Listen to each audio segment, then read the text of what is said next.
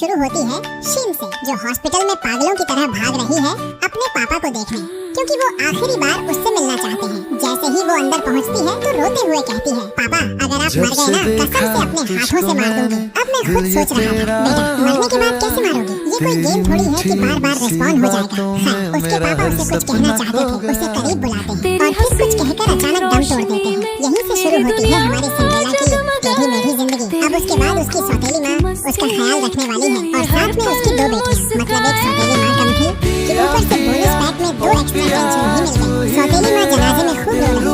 अब असली प्यार था या मगरमच्छ के आंसू, भगवान जाने। लेकिन चलिए थोड़ा फ्लैशबैक में चलते हैं 20 साल पहले, जब शिन के पापा की इस महिला से मुलाकात हुई थी। पहली नजर में ही प्यार व्यार वाला सीन हो गया और उस समय शिन बस 6 साल की थी। शादी हो गई, बच्चे सब साथ रहते, लेकिन शिन को कभी आराम से खाना भी नसीब नहीं होता था। उसे लगता था सौतेली माँ उसे बिल्कुल पसंद नहीं करती। लेकिन अब पापा के मरते ही शिन ऐसे खाना खा रही थी जैसे सालों से भूखी हो। पूरी ट्रॉमा ईटिंग चालू। हर इंसान का दुख जताने का तरीका अलग होता है। कोई रोता है, कोई चुप हो जाता है और कोई हमारी शिन की तरह खाने में PhD कर लेता है। उधर सौतेली माँ रो रो कर कह रही थी, अब मैं किसके सहारे जीऊंगी? तुम ही तो मेरे घर की रौनक हो। असल में पापा से उसे सच में प्यार था, लेकिन शिन से नहीं। इसलिए शिन ने तय किया कि उसे इस घर से जल्दी निकलना होगा। वो अपने पापा के कमरे में गई, क्योंकि मरने से पहले उन्होंने कहा था कि उन्होंने उसके लिए एक जरूरी गिफ्ट छोड़ा है। वो गिफ्ट था एक खत, जिसमें लिखा था कि उसे एक खास होटल में काम करना है, ताकि वहाँ उसे कोई अमीर लड़का मिले जो उसकी जिंदगी संभाल पाए। क्योंकि अगर वो अकेले कमाती रही तो थक के जल्दी मर जाए, ठीक उनकी तरह। अब सीन कट होता है च्योंगडम पैराडाइज नाम की लग्जरी जगह पर। और क्यों नाम रखा जन्नत, जानना चाहोगे? क्योंकि वहाँ सब कुछ है, पैसा, शान और शौकत, पावर और पैसे वाला हर ठिकाना तो जन्नत ही होता है। इस जन्नत का मालिक है हमारा ताज पहना हुआ प्रिंस चार्मिंग चमन। अब आप सोच रहे होंगे कि ये बहुत मेहनत करके यहाँ तक पहुँचा होगा, पर नहीं, ये जनाब का जन्म ही गोल्डन स्पून के साथ हुआ था। पैसा ऐसे उड़ा देते हैं जैसे घर की छत पर नोट का कारखाना लगा हो। एक दिन उसका असिस्टेंट उसे बताता है कि होटल का प्रॉफिट 200% गिर गया है। तो चमन आराम से बोलता है, कोई बात नहीं, हम वैसे भी अमीर हैं। पैसे के पीछे ज्यादा भागोगे तो उसके गुलाम बन जाओगे, हमें नहीं बनना। पैसा हमारा गुलाम है। हमसे पूछता है, शहजादे क्या हुक्म है? मतलब भाई साहब इतने नार्सिसिस्ट कि ह्यूमिलिटी तो इनसे कोसों दूर है। काम करने का नाम सुन लो तो ईगो को हार्ट अटैक आ जाए।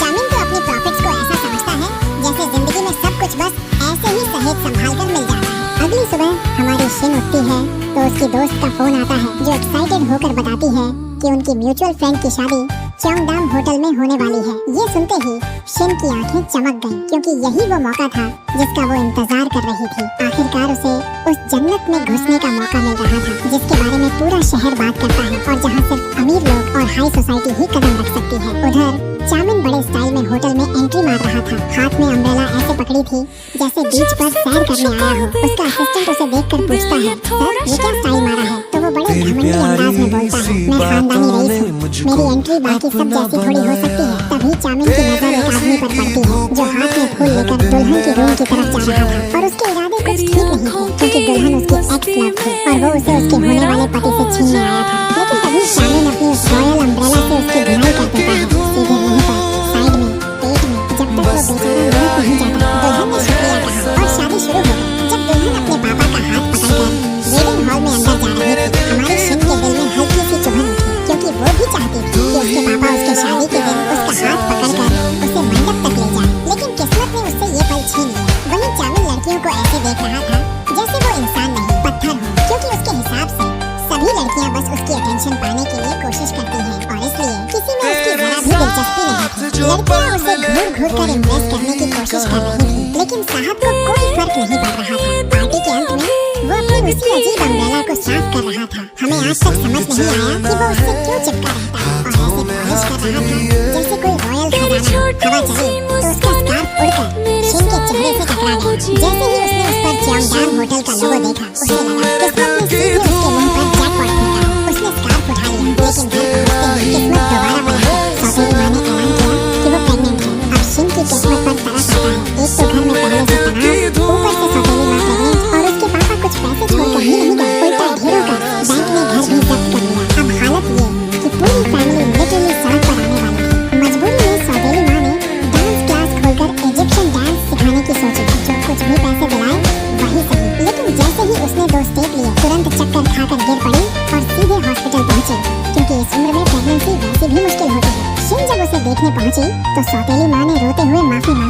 मैंने तुम्हारे साथ बहुत गलत किया, लेकिन तुम ही अब मेरी आखिरी सहारा हो। ये सुनकर शिन को सच में गिल्ट महसूस हुआ और उसने सोचा कि उसे इस औरत की ओर आने वाले बच्चे की जिम्मेदारी उठानी पड़ेगी। आखिर उसने सोचा अब वही करेगी जो उसके पापा चाहते थे और वो नौकरी के लिए उसी होटल में अप्लाई कर देगी। उसने अप्लाई किया, लेकिन जॉब लेना उसका असली मकसद नहीं था। उसका टारगेट था एक रिच ग्रूम। उसने पूरे 30 दिन खुद पर काम किया, डाइट किया, ग्रूमिंग की, ताकि इंटरव्यू के दिन एकदम परफेक्ट लग सके। इंटरव्यू का दिन आया और तभी उसकी दोस्त मैसेज करती है, पहले जिस लड़के पर तुम जूता फेंकोगी वही तुम्हारा टारगेट होगा। शिन ने बड़े कॉन्फिडेंस से अपना जूता उठाया, लेकिन टेस्ट करने से पहले ही वो पीछे सीढ़ियों पर गिर गया। वो उसे उठाने दौड़ी और तभी चामिन उसी जूते को पकड़े हुए ऊपर आ रहा था। शिन को लगा किस्मत फिर मुस्कुरा दी कि वो बोली वाह, चालू हो गया चाम। लेकिन चामिन ने गुस्से में कहा, तुम्हें अरेस्ट करवाऊंगा। शिन को लगा वो फ्लर्ट कर रहा है, जैसे कह रहा हो तुम्हें अरेस्ट कर लो क्योंकि तुमने मेरा दिल चुरा लिया। लेकिन नहीं, उसका मतलब था तुम्हें मर्डर अटेम्प्ट के आरोप में फौरन पकड़वाऊंगा। शिन की हालत तो तब खराब हो गई जब उसे पता चला कि उसकी जूती सीधा चामिन के सिर पर जाकर पड़ी। उधर चामिन शौक में चिल्लाया, ये कौन सा जानवर है जिसने मुझे मारकर खत्म करने की कोशिश की। लेकिन शिन समझाती है कि उसका कोई इरादा नहीं था, जूता गलती से गिर गया था। पर चामिन को तो एक्सट्रीम पैरानोया है। उसे लगता है दुनिया की हर चीज उसी को मारने आई है और हर इंसान उसकी दौलत चुराने के पीछे पड़ा है। वो बोला, सीधी बात करो, कितने पैसे चाहिए और किसने तुम्हें भेजा मुझे मारने? मैं मौत से सबसे ज्यादा डरता हूँ, मैं ऐसे कैसे मर जाऊँ और ये सारी लग्जरी किसी और को छोड़ दूँ। शिन ने माथा पकड़कर कहा, आपको सच में कुछ प्रॉब्लम है, सलाह देती हूँ 6ठी मंजिल वाले साइकियाट्रिस्ट के पास जाइए, वो आपकी हालत इम्प्रूव करेगा। मैंने जानबूझकर नहीं किया, लेकिन चामिन अड़ा हुआ था कि उसने उसे जान से मारने की कोशिश की। शिन चिढ़कर बोली, तो क्या कबूतर भी तुम्हारे ऊपर पॉटी कर दे तब भी सोचोगे कि कबूतर तुम्हें मारना चाहता है? चामिन बोला, हाँ, क्योंकि मैं इतना लकी हूँ कि ऐसी चीजें सिर्फ मेरे साथ ही हो सकती है। शिन ने कहा, अच्छा अब मैं तुम्हें बताती हूँ असली जानबूझकर वाली मर्डर अटेम्प्ट कैसी लगती है। और उसने उसे हल्का सा धक्का दिया, लेकिन गिरने से पहले ही पकड़ लिया और बोली, देखा ये होता है मदद करना, अभी तुम्हारी जान बचाई और अगर मेरा चेहरा फिर देखा ना तो नहीं छोड़ूंगी। इतना कहकर जूता उठाया और इंटरव्यू के लिए निकल गई। पर किस्मत फिर पलटी। जैसे ही पहुंची, सामने चामिन बैठा था और शॉकिंगली वही होटल का जनरल मैनेजर निकला। वो बोला, देखा आखिर मेरे हाथ लग ही गए, अब तो मैं तुम्हें छोड़ने वाला नहीं। शिन ने कहा, आपको मजा आता है ना दूसरों पर रौब झाड़ने में, बस इसलिए क्योंकि होटल आपका है। चामिन हंसकर बोला, हाँ बहुत मजा आता है। तब शिन ने अपना सीक्रेट वेपन निकाला। उसने हाथ उठाकर कहा, हे भगवान, इसे ऐसी मौत देना कि बिजली गिरे और ये एकदम रोस्ट होकर वहीं खत्म हो जाए। ये सुनकर चामिन के प्राण निकल। फिर भी उसने एक्ट कूल करने की कोशिश की, पर अंदर से बिल्कुल हिल चुका था। रात को जब होटल से निकल रहा था तो स्टाफ में से एक बोला, सर हर वक्त अम्ब्रेला क्यों पकड़े रहते हैं? दूसरे ने कहा, ये क्योंकि सर को लगता है कोई इन्हें पीठ पर छुरा घोंप देगा, इसलिए साथ में सेफ्टी रखता है। बाहर बिजली चमकी तो चामिन घबराकर वापस अंदर भागा और पूरी रात सो नहीं पाया, क्योंकि उसे लग रहा था कि शिन का श्राप सिर पर मंडरा रहा है। अगली सुबह शिन आराम से अपना लैटे पी रही थी कि तभी उसका फोन बजता है। चामिन का कॉल था। उसने कहा, कंग्रेचुलेशंस, तुम हमारी कंपनी में सेलेक्ट हो गई हो। शिन ने कप हाथ से गिराते हुए कहा, ये क्या हो गया? कल तो कह रहे थे कभी हायर नहीं करूंगा। चामिन घबराए हुए टोन में बोला, सच बोलूं तुम थोड़ी लकी लग रही हो और सच में डर लग रहा है कि तुम्हारी दुआ सच न हो जाए, इसलिए आकर काम संभालो। शिन हंसकर बोली, सही कहते हैं, हर बड़े विलन का काल उससे बड़ा विलन होता है। कल मिलते हैं। ये सुनकर चामिन का ईगो जमीन पर गिर गया। अगले दिन वो खुद को मिरर में देख देख कर मोटिवेट कर रहा था। मैं बस अच्छा दिख रहा हूँ, इम्प्रेस करने के लिए नहीं, बस स्ट्रॉन्ग दिखना है। यानी बेटा दोनों बातों का मतलब एक ही है। काम पर पहुंचकर शिन ने उसे देखा। साहब ने मेडिवल वॉरियर वाला ब्रॉड बेल्ट पहन रखा था। पूरा सिक्योरिटी गार्ड वाइब दे रहा था। शिन के हंसी रोकने के लिए दांत दर्द जैसा एक्सप्रेशन बन गया, लेकिन पोलाइटली बोली ताकि जॉब न चली जाए। चामिन ने एटीट्यूड में कहा, तुम्हें फेक स्वीट बनने की जरूरत नहीं, नॉर्मल बोलो जो बोलना है। शिन ने आंखें चमकाकर कहा, श्योर कुछ भी बोल सकती हूँ। चामिन प्राउडली बोला, हाँ एनीथिंग। तो शिन बोली, तो सच बोल दूं, ये बेल्ट पहनकर तुम्हें देखकर कोई भी लड़की भाग जाएगी, प्लीज उतार दो, पूरे के पूरे डाकू लग रहे हो। ये सुनते ही चामिन ने बेल्ट झट उतार दिया और उसका पूरा ईगो जमीन पर गिरकर चकनाचूर हो गया। उसे लगा था कि शिन उसे देखते ही बेहोश हो जाएगी, लेकिन मैंडम ने तो आते ही उसका ईगो हिला दिया। फिर वो दोनों अंदर गए ताकि स्टाफ उसे नए एम्प्लॉई की तरह वेलकम कर सके। चामिन ने बड़ी अकड़ में कहा, मैं फ्री बैठा था, सोचा एक नई लड़की रखकर थोड़ी मस्ती कर लूं। चलो इसके लिए वेलकम पार्टी करते हैं। सब लोग गाना शुरू कर देते हैं और बारी बारी से अपने अपने सपने बताते हैं। शिन की बारी आई तो उसने कहा, मेरा सपना है कि मैं सिंड्रेला बनूं। ये सुनकर चामिन ने ऐसी घटिया नजर डाली जैसे कह रहा हो, अच्छा शादी करना चाहती है, बस यही एम्बिशन है। और तभी से वो उसे बर्दाश्त नहीं कर पा रहा था। बाद में जब वो उसके साथ दफ्तर में गया तो बोला, मुझे नहीं पता था तुम ऐसी हो, तुम्हारा बस बस दूल्हा पकड़ना ही लाइफ का मकसद है? उसने गुस्से में कहा, क्योंकि मेरी जिंदगी मुश्किल है, तुमने कभी गरीबी देखी ही नहीं। पर उसे कोई फर्क नहीं पड़ा। उसने कहा, अब मुझे फर्क नहीं पड़ता, मैंने फैसला बदल दिया, मैं तुम्हें यहाँ काम नहीं करने दूंगा। उसने जिद पकड़ ली कि उसे जॉब चाहिए, और अगर वो जीत गई तो उसे निकाल नहीं सकते। तब चामिन ने कहा, ठीक है, चलो चैलेंज करते हैं, आर्म रेसलिंग और पीने में कंपटीशन, जो जीते वही बोलेगा। नदी किनारे गए। आर्म रेसलिंग में तो वो हार गई क्योंकि चामिन ताकतवर था, मगर ड्रिंकिंग में शिन भारी पड़ गई। चामिन तो 2 घूंट भी नहीं पी पाया। उसने मुस्कुराकर कहा, देखा, दिमागी ताकत में मैं तुमसे आगे हूँ, तुम बस मसल मैन हो। चामिन बोला, ठीक है, रो मत, काम कर लो यहाँ। शिन खुश हो गई और बोली, कॉन्ट्रैक्ट साइन कर लेते हैं ताकि तुम मुझे निकाल ना सको। कॉन्ट्रैक्ट बस साइन हुआ ही था कि शराब का असर चढ़ गया। उसे तुरंत वॉशरूम जाना था और हालत इतनी खराब कि बस फटने ही वाली थी। चामिन बेचारा टेंशन में पड़ गया। उसने कहा, चुप जाओ ना, यही करो, पास में कोई बाथरूम नहीं है। शिन चिल्लाई, तुम जाओ यहाँ से, मैं तुम्हारे सामने ये थोड़ी करूँगी। पर चामिन को उसे अकेला छोड़ना भी सही नहीं लगा। तब शिन बोली, बेहतर है कि मैं अपने ऊपर कर लूँ, पर तुम मत देखो। तब चामिन मन मारकर चला गया, पर कुछ सेकंड में वापस आकर उसे अम्ब्रेला थमाई और खुद उसे उठाकर भागा बाथरूम की तरफ जैसे कोई प्रिंस। जो आदमी 5 मिनट पहले ईगो की फैक्ट्री था, वही उसे बचाने दौड़ रहा था। और शुक्र है, शिन की इमरजेंसी समय पर हल हो गई। बाथरूम से निकलते ही शिन ने उसे शुक्रिया कहा। उसे उम्मीद नहीं थी कि वो इतना डिसेंट निकलेगा, लेकिन तभी डेना, उसकी फियांसे, तड़ाक से आई और बोली, तुम होटल में नहीं मिले तो मैंने कपल ट्रैकिंग डिवाइस से लोकेशन ट्रैक कर ली। शिन तो शॉक में चली गई। मतलब ये आदमी पूरा टाइम शिन को बेवकूफ बना रहा था। वो समझ रही थी शायद दोनों के बीच कुछ स्पार्क है, पर वो तो एंगेज निकला। शिन बोली, ठीक है, मैं चलती हूँ, लव बर्ड्स के बीच मेरा क्या काम। चामिन उसे रोकना चाहता था, पर वो जा चुकी थी और वो अपनी फियांसे से झुंझला गया क्योंकि उसने पूरा मूड खराब कर दिया। उसे तो हमारी शिन के साथ टाइम बिताना पसंद आ रहा था क्योंकि उसका सेंस ऑफ ह्यूमर उसे पसंद आ रहा था। अगले दिन शिन होटल में अंदर जा रही थी कि सामने से चामिन ने आवाज लगाई, कल जो तुम ऑलमोस्ट अपने ऊपर करने वाली थी, इधर आओ। शिन ने कहा, हे भगवान, यही रह गया, 1 मिनट वाली इमरजेंसी हमेशा के लिए टैग बन गई। चामिन बोला, थोड़ा थैंक यू तो बोल दे, मैंने कल तुम्हें उठाया था, मेरी टांग तो अब भी दुख रही है। शिन ने कहा, मैं बोलती, पर आपकी फियांसे आ गई थी। उसे देखकर थैंक यू अटक गया। चामिन ने छेड़ा, अच्छा, मतलब तुम सोच रही थी कि अगर मेरी फियांसे न होती तो तुम मुझे इम्प्रेस कर लेती, मुझे अपने चाम में फंसा लेती। शिन हंसते हंसते बोली, मुझे एक मेंटल केस से प्यार नॉट हैपनिंग। चामिन बोला, ये मेंटल केस ही तुम्हें नौकरी दे रहा है। उसने जवाब दिया, हाँ, और इसी वजह से तुम पागल हो, कोई और ऐसी कंपनी में मुझे हायरिंग करता ही। वो बोलते बोलते अचानक खुद ही समझ गई कि वो क्या बोल रही है।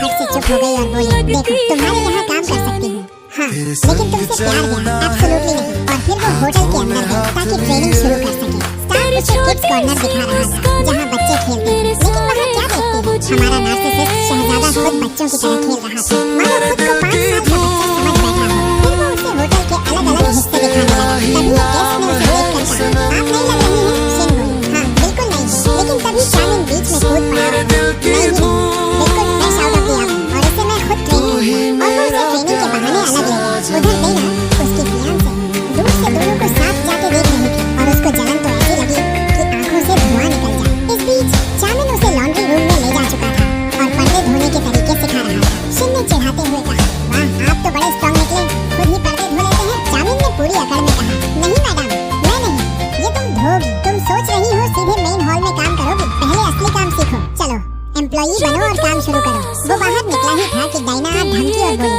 सुना है तुम किसी अमीर आदमी से शादी करना चाहती हो। शिन बोली, लगता है गॉसिप हवा से भी तेज फैल रहा है। डायना ने ताना मारा, अगर सच में चाहती हो तो विश स्वीट में काम करो, वहाँ असली रिच लोग मिलते हैं। उधर हमारा चामिन उसे कोई भी बेकार सा काम थमा रहा था ताकि वो गेस्ट से दूर रहे, कहीं कोई अमीर लड़का उसे पसंद न कर पाए। यानी भाई साहब को खुद ही नहीं पता कि उसे जेलसी क्यों हो रही है। बाद में वो रूफटॉप पर पर्दे सुखाने गई, ईयरबड्स लगाए, मस्त म्यूजिक सुन रही थी। तभी चामिन ऊपर आया और उसे इतने खुश मूड में देखकर सोचा, ये क्या सुन रही होगी। बस यही उसकी गलती थी। जैसे ही उसने ईयरबड कान पर लगाया, अंदर से पूरा का पूरा 18+ वाला एडवर्टाइजमेंट बज उठा और वहाँ सिचुएशन बन गई फुल ऑन एम्बैरेसमेंट की। शिन ईयरबड्स खींचने के लिए भागी, लेकिन चामिन पर गिर गई। चामिन ने उसे घूरते हुए कहा, तुम तो पूरी परवर्ट निकली, क्या सुन रही थी। शिन चिल्लाई, अरे भगवान, गलत समझ रहे हो, ये मेरे बस में नहीं था। आई स्वेयर मैं शरीफ हूँ। दिन के आखिर में वो हॉस्पिटल में अपनी स्टेप सिस्टर को देखने गई, लेकिन स्टेप सिस्टर बोलती है, अभी काम है, बाद में बात करती हूँ। बाहर आते ही स्टेप सिस्टर का फ्रेंड ने शिन को रोका और कहा,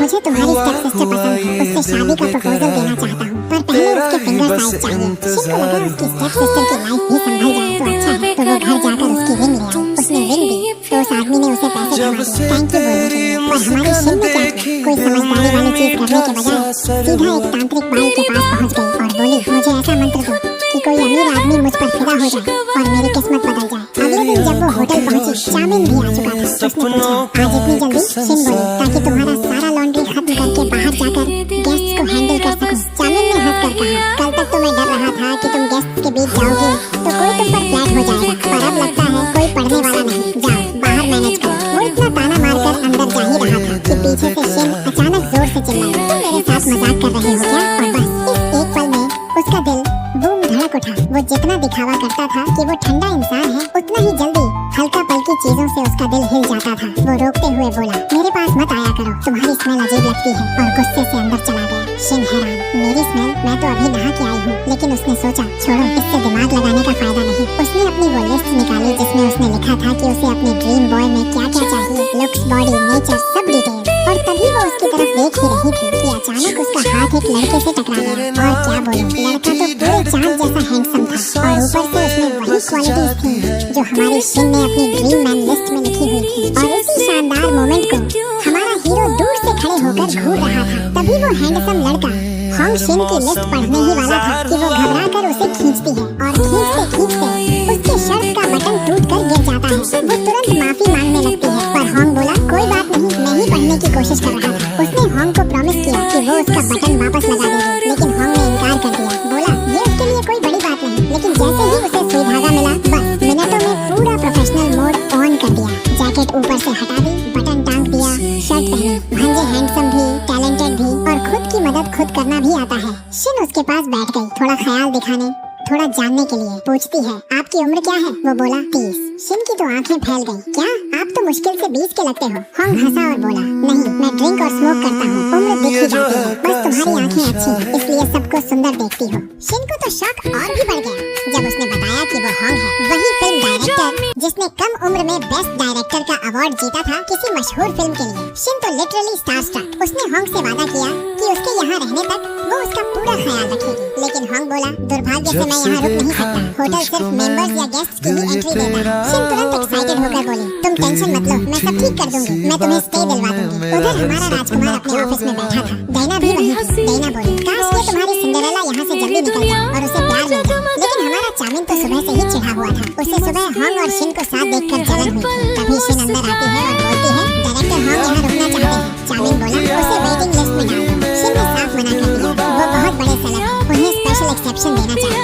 डायना को भी लगा कि होंग शिन के लिए परफेक्ट है। वो कहने लगी, मैं भी मानती हूँ कि तुम्हें उसे एक्सेप्ट कर लेना चाहिए। लेकिन चामिन झल्ला गया, तुम बाहर जाओ, यहाँ काम की बात हो रही है। अचानक शिन कहती है, तुम उसे इसलिए नहीं रखना चाहते ताकि मैं सिंड्रेला ना बन जाऊँ और इस जगह से निकल ना जाऊँ। चलो देखते हैं, मैं उसे अपने प्यार में डालती हूँ या नहीं। चामिन तड़पते हुए बोला, तुम कितनी परेशान करती हो, ठीक है, रख लूंगा, देखते हैं क्या होता है। शिन दौड़कर होंग को गुड न्यूज देने गई और होंग खुश हो गया। दिन क्या है, होंग अपनी कार की तरफ जा रहा था और शिन उसके साथ चल रही थी ताकि कोई क्यूट सा मोमेंट क्रिएट हो जाए और फर्स्ट साइट लव टाइप माहौल बने। लेकिन तभी हमारा चामिन उदास चेहरा बनाए पहुंच गया। होंग ने हाथ बढ़ाकर कहा, थैंक्स फॉर द एक्सेप्शन, लेकिन चामिन ने हाथ हिलाने से ही इनकार कर दिया। होंग थोड़ा ऑकवर्ड होते हुए चला।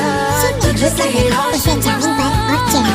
वो आगे बढ़ रही थी कि चामिन पीछे पीछे आई। शिन ने कहा, तुम मेरे पीछे क्यों पड़े हो? और चामिन उसे धक्का देकर बोला, मैंने कहा था ना, तुम्हारी स्मेल वियर्ड है, दूर रहो।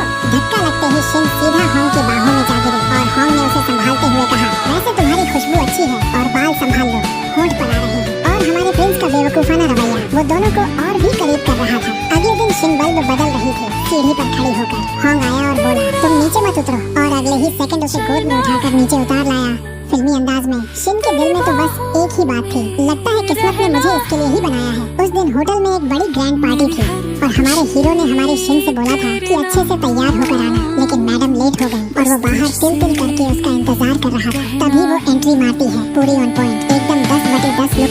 लेकिन दिक्कत ये हुई कि वो स्माइल कर रही थी और वो स्माइल हमारे हीरो के लिए नहीं बल्कि सीधा होंग के लिए थी। बंदा तो वहीं जल भुन गया और ऊपर से पूरी पार्टी में वो होंग के साथ ऐसे चिपकी घूम रही थी जैसे उसकी परमानेंट +1 हो। एक औरत ने तो सीधा पूछ लिया, ओह, तो क्या वो तुम्हारी गर्लफ्रेंड है? लेकिन होंग ने कहा कि नहीं, बस उसने मुझे होटल की मेंबरशिप दिलाने में हेल्प की है। और तभी उस औरत ने हमारी शिन पर तंज कसते हुए कहा, लगता है तुम भी उन्हीं में से हो, रिच लड़का ढूंढने वाली हमारे प्रिंस की फियांसे भी उस बात में घी डालने लगी। तभी वो दिक्कत वाली औरत बोली, वैसे तुम चूंकि यहाँ काम करती हो, जाकर मुझे कुछ पीने को लेकर आओ। शिन शर्म से पानी पानी हो गई और खुद से कहा कि अब तो उसे हॉन्ग से शादी करनी ही होगी ताकि कोई उसे ऐसे ट्रीट न कर सके। वो मिंट चॉकलेट लेकर गई तो उस औरत ने उसे फेंकते हुए कहा, ये क्या घिनौना टेस्ट है, मैं चॉकलेट नहीं पीती।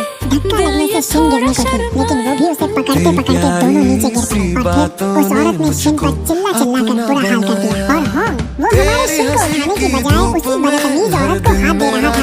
माफ करना, ये तुम्हारे कपड़े साफ कर देगी। शिन को लगा जैसे पीठ में छुरा घोंपा हो। फिर उसी बेशर्मी से उसने हमारी शिन को भी हाथ देना चाहा, लेकिन तभी हमारा प्रिंस आया और हॉन्ग के हाथ पर जोर से मारा, उसे धक्का दिया और नीचे बैठकर बोला, वैसे मुझे मिंट चॉकलेट बहुत पसंद है। पूरा हॉल शॉक में था, जैसे उसने खुली हवा में इजहार मोहब्बत कर दिया हो। उसकी फियांसे ने उसे जोरदार थप्पड़ मारा, लेकिन उसे कोई फर्क नहीं पड़ा। उसने शिन को अपनी जैकेट पहनाई और उसे साथ लेकर अपने ऑफिस में चला गया। उसने पूछा, तुमने जवाब क्यों नहीं दिया? मुझ पर तो चिल्ला लेती हो, पर उन्हें तुम्हें बेइज्जत करने दिया? शिन बोली, क्योंकि गलती मेरी थी, मुझे माफी मांगनी चाहिए थी। उसने कहा, नहीं, तुम्हें डांटने का हक सिर्फ मेरा है, क्योंकि मैं जानता हूँ तुम्हें मनाना कैसे है। अचानक उसका सॉफ्ट होना शिन को समझ नहीं आया तो उसने कहा, अच्छा अब अपनी फियांसे को मनाने जाओ, वो अभी नाराज होगी क्योंकि तुम किसी और की परवाह कर रहे थे। उधर वॉशरूम में हॉन्ग आया और तड़क कर बोला, तुम उसकी केयर क्यों कर रहे हो? तुम्हारे जैसे लोग उसके जैसी लड़की से रिलेशनशिप नहीं बना सकते। हमारा हीरो बोला, ये मेरी पर्सनल लाइफ है और हाँ, उसके बारे में ठीक से बात है। हॉन्ग पास आया, पूछने लगा कि ये सिंपैथी है या लव? तुम्हें उस पर एक्चुअल में क्रश तो नहीं हुआ? प्रिंस गुस्से में जवाब देता, तुमने हेल्प करने से मना किया और अब मुझसे पूछ रहे हो कि मैं उससे प्यार करता हूँ या नहीं? लगता है तुम मर्द ही आधे अधूरे हो। ये सुनकर हमारा टॉक्सिक किंग चुप हो गया। उसे वो पुराना दर्द याद आया जब उसकी एक्स उसे छोड़कर किसी और अमीर आदमी के पास चली गई। वो ये रिपीट नहीं होने देना चाहता, तो अब वो बस हमारी शिन पर ही अपनी टॉक्सिसिटी निकाल रहा है। इधर शिन उस औरत से माफी मांगने गई क्योंकि वो उससे टकरा गई थी और उस औरत ने ताना मारा, तुम क्यों माफी मांग रही हो? तुमने कुछ किया ही नहीं, यही फर्क है। तुम जैसे गरीब लोग बिना वजह भी सॉरी बोल देते हैं, लेकिन मेरे जैसी कोई जिंदगी में कभी माफी नहीं मांगती, क्योंकि मैं कभी तुम्हारे लेवल पर रही ही नहीं। शिन की आंखें भर आई, उसे लगा कि वो इस दुनिया में फिट नहीं होती। तभी हमारे चामिन ने उसे देखा और पूछा, क्या हुआ? शिन बोली, ये दुनिया बहुत क्रूर है, मैं सोच रही थी यहाँ आकर कुछ बदल जाएगा, पर यहाँ सब कुछ पहले से ही बुरा है। चामिन ने कहा, अगर मैं तुम्हारा एक सपना पूरा कर दूँ तो क्या करोगी? फिर उसने उसे आंखें बंद करने को कहा। शिन ने आंखें बंद की, उसका हाथ पकड़ा और तभी सबकी नजरें उधर पड़ी। वो उसके करीब आकर उसे किस किया और फिर दोनों हाथ पकड़कर वहाँ से सांस बाहर निकल गई। वो हैरान थे कि वो ऐसा बर्ताव क्यों कर रहा है, जबकि कुछ दिन पहले ही उसने साफ कहा था कि वो उससे नफरत करता है। लेकिन इस बार उसने उसकी आंखों में देखकर कहा, किसने कहा कि मैं तुमसे नफरत करता हूँ? मैं तो ये सब इसलिए कर रहा हूँ क्योंकि मैं तुमसे बिल्कुल भी नफरत नहीं करता और तुम्हारा सपना पूरा करने में मदद करना चाहता हूँ। शिन को एक पल को लगा, ये क्या? ये तो उस पर तरस खा रहा है और उसे किसी की सिंपैथी बिल्कुल नहीं चाहिए थी, इसलिए वो सीधे वहाँ से चली गई।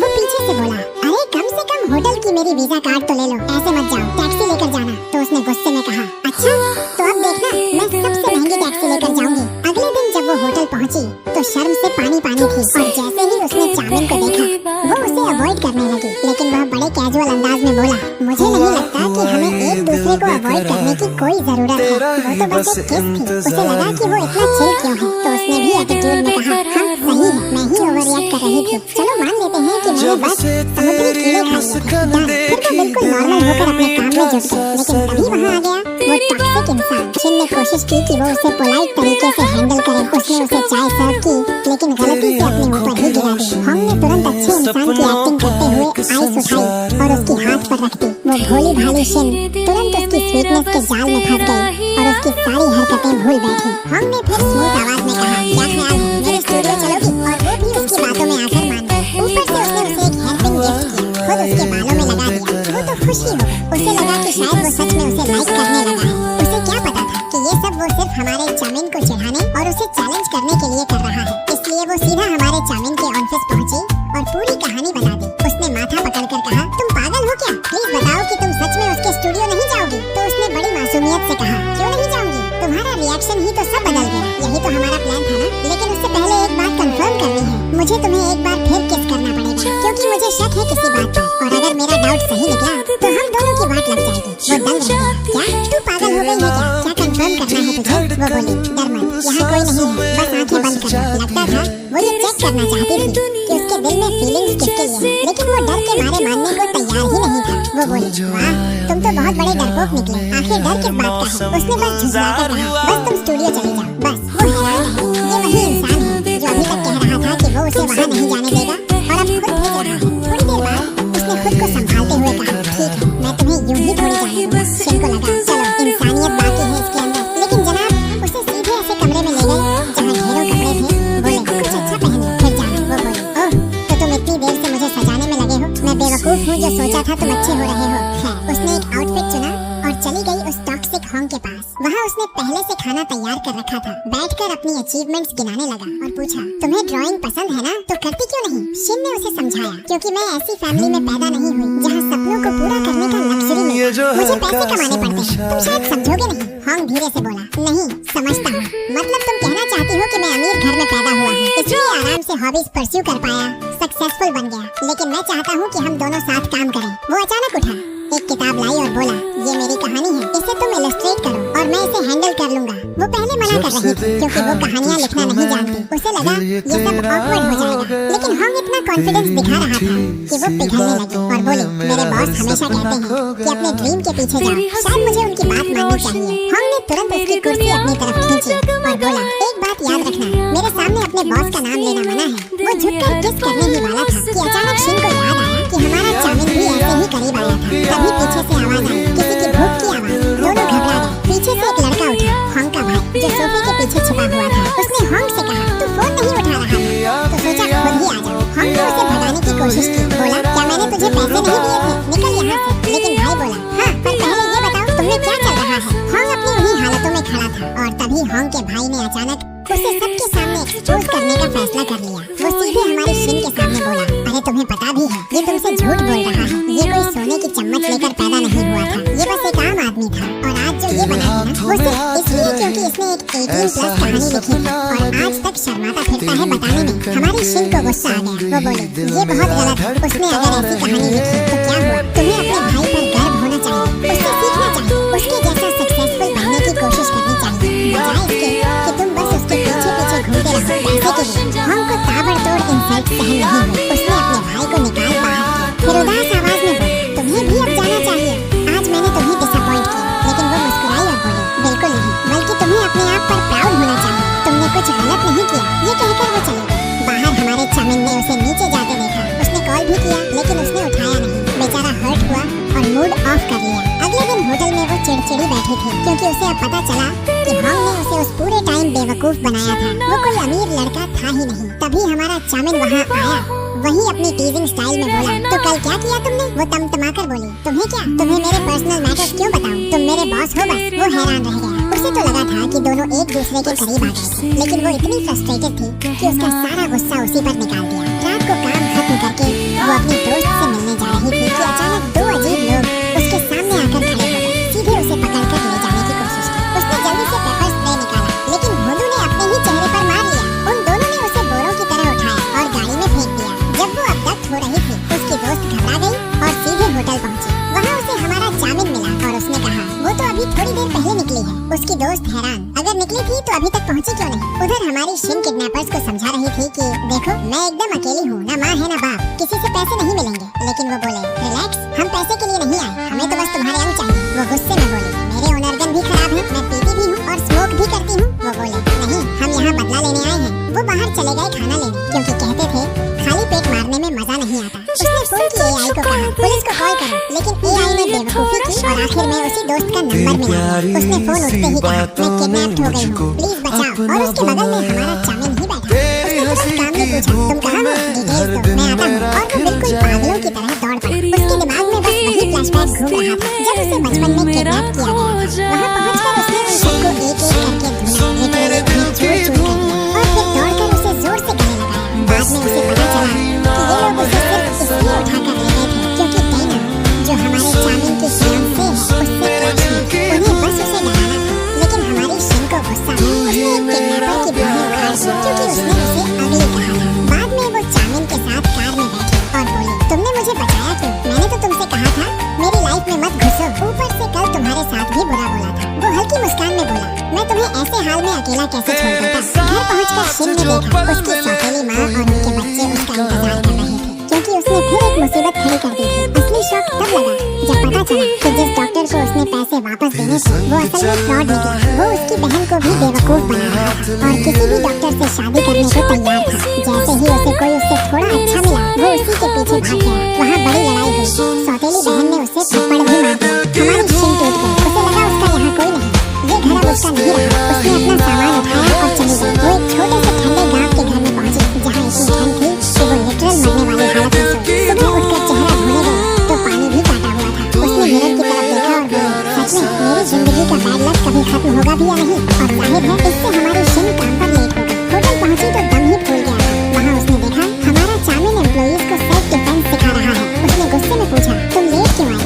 वो बोली, मैं दूसरी सिटी शिफ्ट हो गई हूँ। चामिन चौंक गया क्योंकि कल रात तो वो उसे घर तक छोड़कर आया था। फिर शिन ने उसे सारी कहानी सुनाई कि कैसे उसे घर से निकाल दिया गया और उसे मजबूरन वहाँ से जाना पड़ा। फिर वो बोली, अरे तुम बात को इतना बड़ा बना रहे हो, मैं कल किडनैप हुई तो क्या इसका मतलब अब हर कोई किडनैप हो जाएगा? वो तड़क कर बोला, दुनिया तुम्हारे इर्द गिर्द नहीं घूमती। उसने सोचा कि अगर बाकी सब सीख रहे हैं तो वो भी सीख ले। वो फौरन जाकर कपड़े बदला, लेकिन ट्रेनिंग के नाम पर दोनों बस एक दूसरे को तंग कर रहे थे। प्योर बदमाशी मोड। तभी हम बड़ी बेशर्मी से आ गया और बोला, हम कल स्टूडियो में बहुत मजे कर रहे थे तो तुम्हें देखने चला आया। फिर उसे अकेले में बात करने लगी। असल में वो उसको रिश्ता बढ़ाना चाहता था क्योंकि जब वो उसकी तरफ से डिफेंड हुई तो उसकी नजर में वो और भी ऊपर चढ़ गई। शिन शॉक में थी क्योंकि वो तो हमेशा कहता था कि उसे अपनी जिंदगी बदलनी है और किसी हाई क्लास लड़की से शादी करनी है, लेकिन हॉन्ग की जिद थी कि वो सिर्फ उसी के साथ रहना चाहता है। शिन ने कहा कि उसे सोचने के लिए टाइम चाहिए। उधर हमारा चामिन आया पूरा क्यूरियस। क्या बात हो रही थी? उसने पूरा किस्सा बताया और साथ में ताना भी मार दिया। देखो हॉन्ग कैसे एकदम ऑफिशियली पूछ रहा है,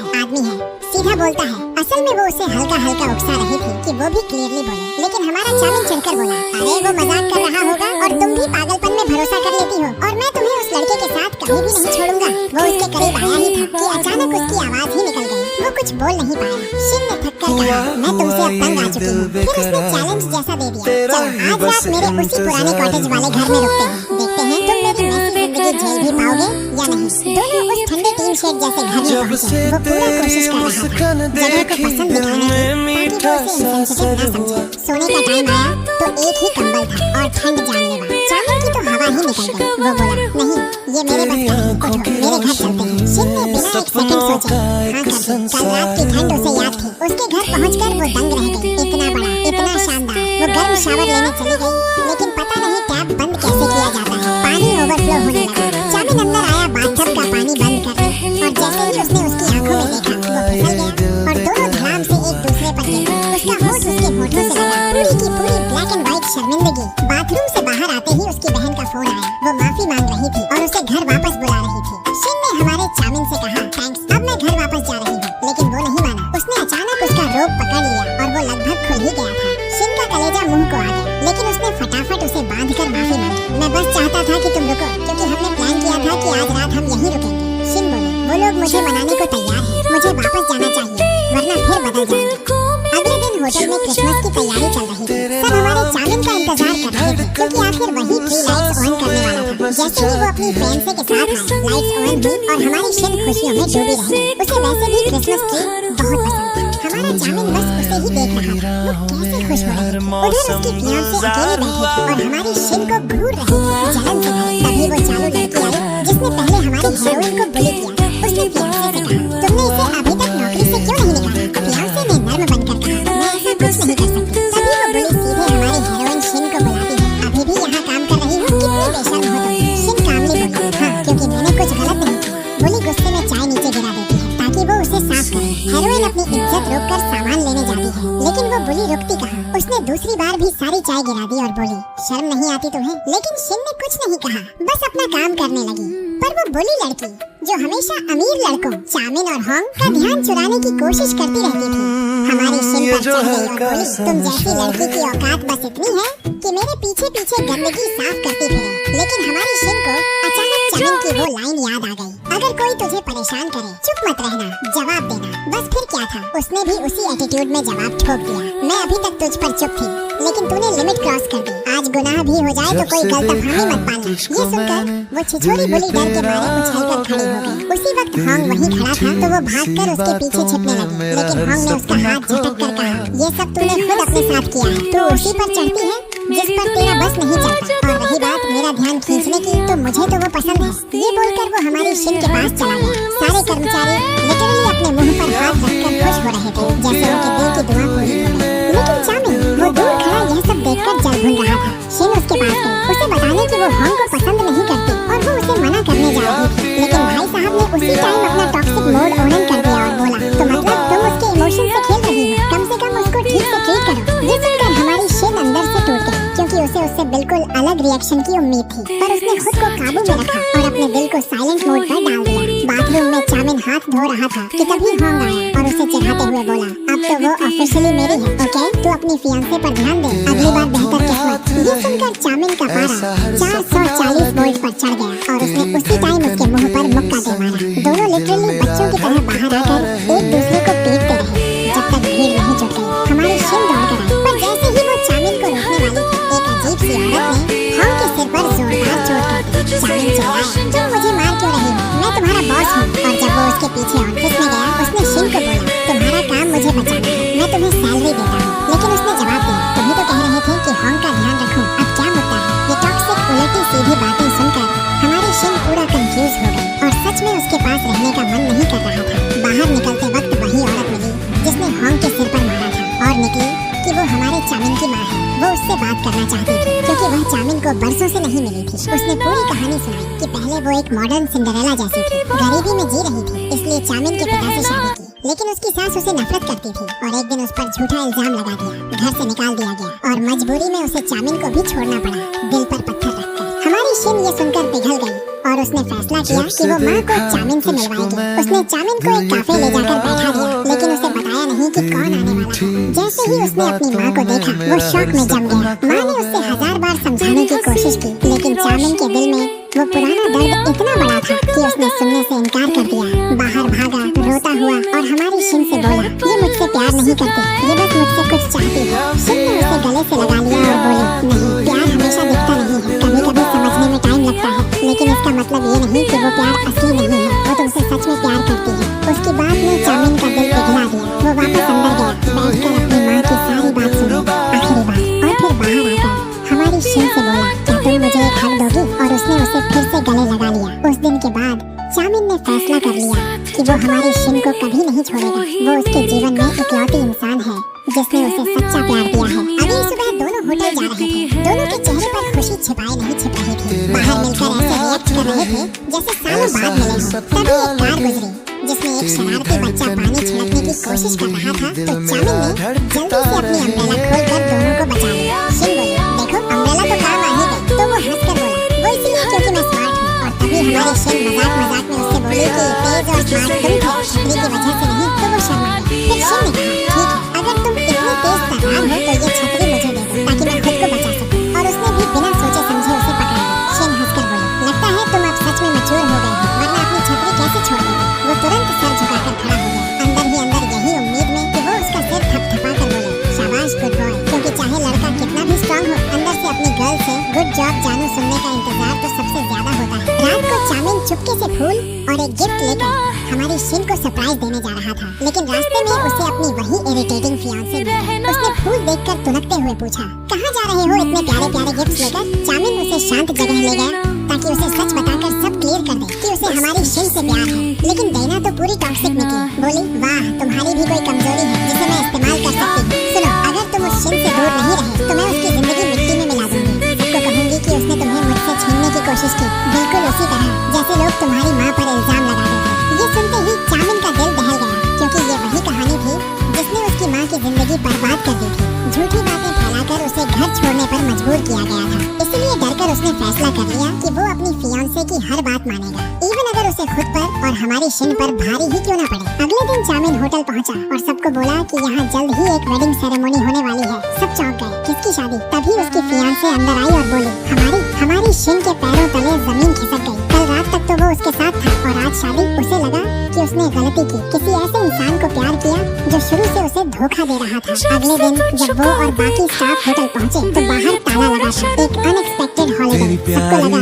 शायद शादी की तैयारी चल रही है, लेकिन शिन ने ठान लिया कि वो चामिन से बात करेगी और उसके घर पहुँच गई। वो कहना चाहती थी, मत शादी करो, मैं तुम्हें पसंद करती हूँ, लेकिन हिम्मत नहीं जुटा पाई। उल्टे उसने कह दिया कि हॉन्ग उसे जर्मनी ले जाने की बात कर रहा है। चामिन तुरंत ताना मारते हुए बोला, चले जाओ, यही तो तुम्हारा सपना था ना, किसी अमीर लड़के को पकड़ना। ये सुनकर शिन फट पड़ी, तुम सच में इंसान नहीं हो। प्लेबॉय ने मेरे फीलिंग्स के साथ खेला। तो उसने आगे बढ़कर कहा, असली प्लेबॉय कैसा होता है दिखाऊं। और अचानक उसे थम गया। ये होता है प्ले करना। शिन ने जोर का थप्पड़ मारा और रोती हुई निकल गई। यकीन ही नहीं हो रहा कि वो इतना गिर सकता है। रात के वक्त चामिन का होने वाला ससुर होटल में घुसा और सब सामान चामिन पर फेंकते हुए चिल्लाया, मेरी बेटी को रुलाने की हिम्मत कैसे हुई तेरी? अगर वो तुझसे प्यार न करती होती तो आज यहीं गाड़ देता। कुछ दिनों बाद शिन के घर एक पार्सल आया। खोला तो उसमें चामिन की बनाई एक स्केच थी और साथ में एक लंबी चिट्ठी जिसमें उसने लिखा था कि वो उसे हमेशा एक लड़ाकू शिन की तरह देखता रहा, न कि सिंड्रेला की तरह, क्योंकि वो स्ट्रॉन्ग है, प्यारी है और लोगों की जिंदगी बदलने का दाव रखती है। यहाँ तक कि उन लोगों की भी जिन्हें वो प्यार करती है। वो फूट फूट कर रोने लगी क्योंकि उसने पहली बार सच में समझा कि उसकी असली ताकत क्या है। बचपन में उसे लगता था कि कभी कोई प्रिंस चामिन आएगा और उसे बचा लेगा, लेकिन असली जिंदगी में वो खुद ही प्रिंस बन गया और अपने लिए लड़ रहा है। हकीकत यही है, दुनिया में तुम्हें खुद के अलावा कोई नहीं बचा सकता। उसने आंसू पोंछे, आईने में खुद को नए नजरिए से देखा। वो अब किसी प्रिंस की मोहताज नहीं, वो खुद ही वॉरियर है। इतने में उसे होटल के एक कॉलेज का फोन आया, हमने कोई छुट्टी नहीं ली है, होटल तो दिवालिया हो गया, बंद कर दिया गया है, यहाँ अब नई जगह खुलेगी। वो हक्का बक्का रह गई। पूछा, तो चामिन अब क्या करेगा? तो उसने कहा, उसको छोड़ो, पहले अपनी नौकरी बचाने की सोचो। लेकिन शिन ने फैसला कर लिया कि वो खुद जाकर देखेगी कि होटल में हुआ क्या है। जैसे ही वो पहुंची, होटल पूरा अंधेरे में था और उसे अंदर से कोई आवाज सुनाई दी। उसे लगा कोई चोर है, तो वो अम्ब्रेला उठाकर धीरे धीरे आवाज की तरफ बढ़ी और जोर का एक दे मारा। जैसे ही सच्चाई सामने आई कि वो चामिन निकला, शिन ने उसे देखकर कहा, तुमने बताया क्यों नहीं कि तुम ही हो? तो उसने तुरंत पलट कर बोला, अरे पहले बोलने का मौका दिया था क्या? और बेचारा अभी कुछ बोल नहीं पाता। इससे पहले उसने झट से बोल दिया, मैं तुम्हें पसंद करती हूँ। लड़का थोड़ा हैरान रह गया और बोला, लेकिन मैं तो अभी पूरी तरह कंगाल हूँ, तुम्हें क्या दूंगा? उस पर वो मुस्कुराई और बोली, मुझे कुछ नहीं चाहिए, मैं तुम्हें इसलिए पसंद करती हूँ क्योंकि तुमने मुझे अपनी वैल्यू दिखाई, मुझे खुद से प्यार करना सिखाया। बस इसी वजह से मैं तुम्हारे साथ रहना चाहती हूँ। और वैसे भी मैं खुद भी कंगाल हूँ, तो चलो ये स्ट्रगल वाली लाइफ साथ में जीते, जितना बन पाए उतना मिलकर कर लेंगे। ये सुनकर वो उसके और करीब आया और बोला, मैं भी तुमसे प्यार करता हूँ। हाँ, मानता हूँ कि मुझे टाइम लगा, लेकिन पहली ही मुलाकात से तुम मुझे बाकी सबसे अलग लगी थी। फिर उसने अपनी जेब से रिंग निकाली, वही रिंग जो उसने दिवालिया होने से पहले उसके लिए खरीदी थी ताकि उसे प्रपोज कर सके। और फिर वो उसे अपने घर ले आई ताकि वो उसके साथ, उसके सौतेली माँ और बहनों के साथ रह सके। सच कहूं तो घर वालों ने उसे बहुत प्यार से अपनाया। उस रात दोनों एक ही रूम में सोए, बिल्कुल लवर्स की तरह। लेकिन अगली सुबह उठे तो हालत ऐसी बिखरी हुई थी कि देखते ही हंसी निकल जाए। नाश्ते पर पूरी फैमिली बैठी थी और उसके लिए स्पेशल खाना बनाया था। लड़का असल में वो खाना पसंद नहीं करता, लेकिन शिन की बहन ने खुद बनाया था, तो बेचारे ने मजबूरी में मुस्कुराते हुए खा लिया ताकि बहन का दिल न टूटे। एक दिन शिन जॉब ढूंढ रही थी और अचानक किसी ने उसे ऑफर दिया कि वो उसकी कॉमिक स्टोरीज ड्रॉ। उसे लगा किस्मत आज पहली बार मुस्कुराई है। उसने तुरंत चामिन को फोन किया और ये खुशखबरी सुनाई। वो उससे मिलने गई तो लड़का उसके लिए फूल लेकर आया। उनकी लाइफ उस वक्त लिटरली 100% फुल ऑन रोमांटिक हो चुकी थी। कुछ वक्त बाद शिन ने अपना सपना पूरा कर लिया। वो एक सक्सेसफुल कॉमिक आर्टिस्ट बन गई और चामिन भी अपनी मेहनत के दम पर दोबारा अपना होटल वापस हासिल करने में कामयाब हुआ। और आखिर में बस इतना याद रखो, किसी को अपनी लाइफ पर कंट्रोल मत लेने दो। अपनी खुशी खुद ढूंढो, क्योंकि तुम्हारी लाइफ की मेन कैरेक्टर तुम ही हो। अपनी स्टोरी खुद लिखो, तब तुम्हारे दुख सिर्फ एक छोटे से चैप्टर बनकर रह जाएंगे और खलनायक हमेशा सिर्फ एक साइड कैरेक्टर रहेगा। और इस तरह हमारी कहानी यहीं पूरी होती है। उम्मीद है आपको ये वीडियो पसंद आया होगा। कमेंट करके जरूर बताना और चैनल को सब्सक्राइब करना मत भूलना। तुम्हारा कीमती वक्त देने के लिए बहुत बहुत धन्यवाद। फिर मिलेंगे अगले वीडियो में।